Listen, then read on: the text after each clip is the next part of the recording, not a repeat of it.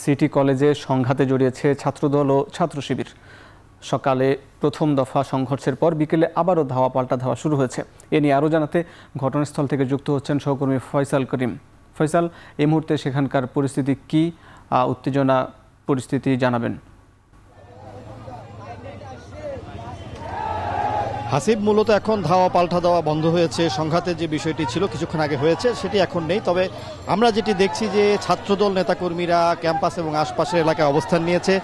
তারা মুহুর্মুহু স্লোগান দিচ্ছে এবং এখানে ছাত্রদলের যারা সিনিয়র নেতা আছেন তারা যেমন এসেছেন তেমনি স্থানীয় অনেক নেতৃবৃন্দ আমরা দেখছি এবং ছাত্রদলের কয়েকশো নেতাকর্মীকে আমরা দেখেছি লাঠি সোটা নিয়ে কিছুক্ষণ আগে ক্যাম্পাসের দিকে গিয়েছে। তবে ক্যাম্পাস যেটি সিটি কলেজের যে ক্যাম্পাস সেখানে কিন্তু এখন ছাত্র শিবিরের কোনো নেতাকর্মী নেই। আমরা যেটি জেনেছি যে তারা কিছুক্ষণ আগে একটি মিছিল নিয়ে এই এলাকা ত্যাগ করেছেন এবং মূলত যে সংঘর্ষটি হয়েছে সেটির সূত্রপাত ফেসবুক থেকে আমরা যতটুকু জানতে পেরেছি যে ফেসবুকের আধিপত্য বিস্তার নিয়ে এবং একটি চিকা মারাকে কেন্দ্র করে সেই চিকাকে ঘিরেই মূলত উত্তেজনা ছড়িয়ে পড়ে এবং ক্যাম্পাসে যে জুলাইয়ের যে গ্রাফিতিগুলো আছে সেই গ্রাফিতির একটিতে লেখা ছিল যে ছাত্র রাজনীতি এবং ছাত্রলীগ মুক্ত ক্যাম্পাস। সেখানেই আসলে শিবিরকে উদ্দেশ্য করে একটি চিকা মারা হয় এবং সেইটিকে কেন্দ্র করে এই উত্তেজনা ছড়িয়ে পড়ে আমরা এখনো পর্যন্ত যতটুকু জানতে পেরেছি।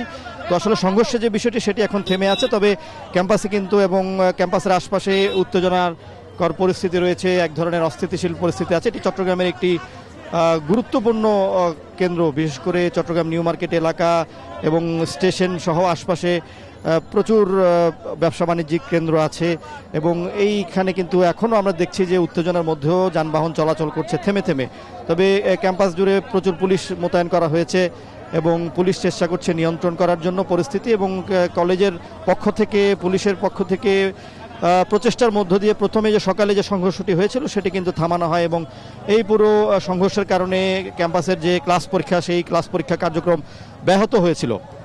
পরবর্তীতে কিন্তু বিকেলে আবার নেতাকর্মীরা জড়ো হয়ে সংঘর্ষে জড়ায় এবং এখন পর্যন্ত আমরা যতটুকু জানতে পেরেছি যে এই ঘটনায় 4 জন আহত হয়েছে, তবে তাদের কেউই গুরুতর আহত হননি। তবে প্রাথমিক চিকিৎসা নিয়ে তারা কিন্তু চলে গেছেন। তবে এখন যে পরিস্থিতি আমরা দেখছি যে আসলে এটি কিন্তু এক ধরনের উত্তেজনাকর পরিস্থিতি দেখা যাচ্ছে।